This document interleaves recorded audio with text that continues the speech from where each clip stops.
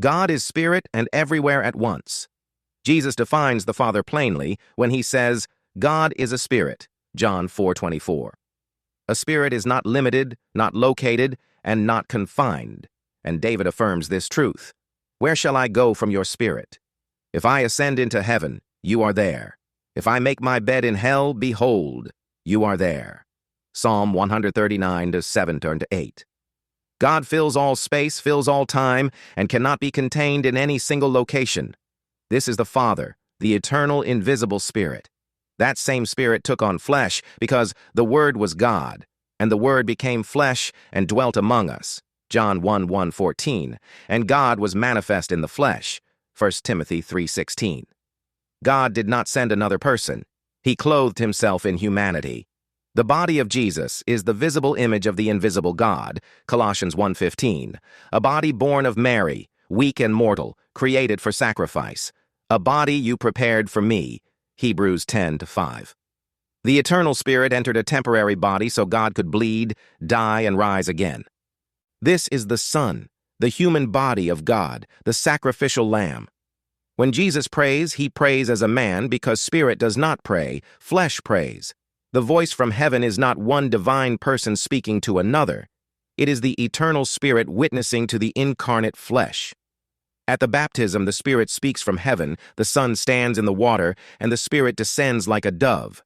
Not three gods, not three minds, not three beings, but God's omnipresent Spirit above, God's incarnate body below, and God's empowering Spirit descending. One God acting in three ways at one moment. Jesus expands this further when he says, I will pray the Father, and he will give you another comforter. I will not leave you orphans, I will come to you. John 14:16-18. He says the Father will send the Comforter, yet he himself will come. The Comforter will dwell in believers, and he himself will be in them. John 14:20. If the Comforter were a separate person from Jesus, these statements would contradict each other, but Jesus clarifies it. The Holy Spirit, whom the Father will send in my name, John 14:26, and the Spirit of truth, I will come to you. The Spirit sent by the Father is Jesus returning in spirit, no longer limited by a physical body. This is the Holy Spirit, God dwelling inside his people.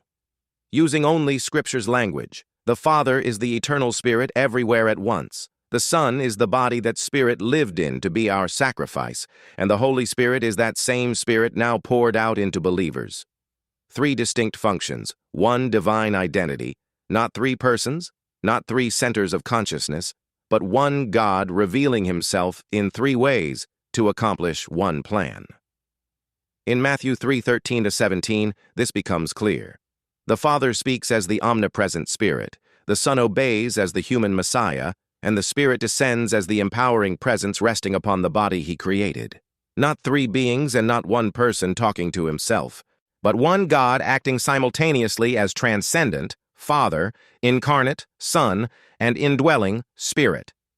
Just as one light can shine, radiate heat, and illuminate a room while remaining a single substance, God works in multiple expressions without dividing his essence.